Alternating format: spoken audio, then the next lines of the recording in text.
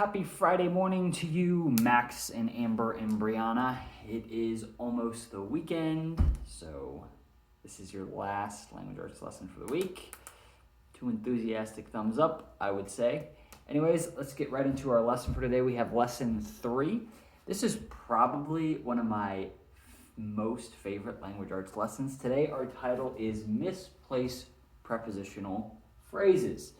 And the reason I love it so much is because a lot of the sentences that we get to work with today are quite humorous, all right?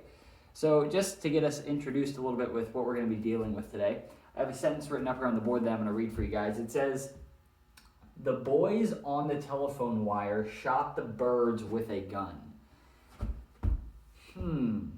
Let's read that again. The boys on the telephone wire shot the birds with a gun.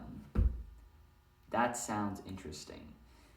It definitely sounds like our boys are on the telephone wire and our birds have a gun with them.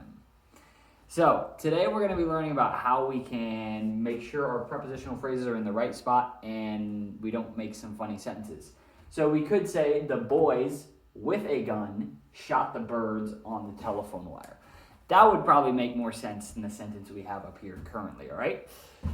Let's go to page 9 and let's read our paragraph at the top of that page. It says prepositional phrases should be placed as closely as possible to the words they describe, all right?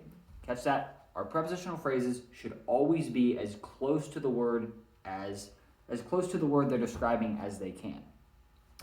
Otherwise, the meaning may be confusing, different from what you intended, or maybe even humorous. Definitely humorous. This is especially true with adjective phrases, particularly when one phrase follows another, all right? If you look at their example sentences in the book, they have a man waited for the bus with a seeing eye dog. So that's 2 prepositional phrases back to back. For the bus would be our first prepositional phrase, and with a seeing eye dog would be our second prepositional phrase.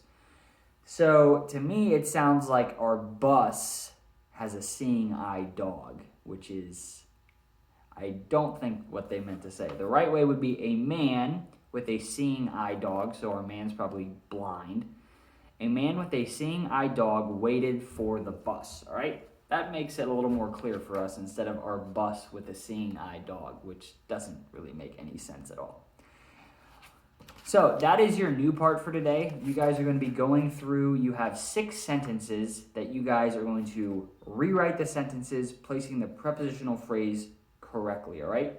I'm going to go over number 1 with you guys. Number 1 says, I bought a sweater at a thrift store with embroidered flowers down the front. All right, so what is that? What do you guys think of when you read that? It sounds to me like our thrift store has embroidered flowers down the front of it. I mean, it could, but I'm pretty sure our sweater is what has embroidered flowers with it. So we could switch around that sentence. We could say, I bought a sweater with embroidered flowers down the front at a thrift store, all right? So we need to make sure our prepositional phrases are as close to the word they are modifying as they can be, all right?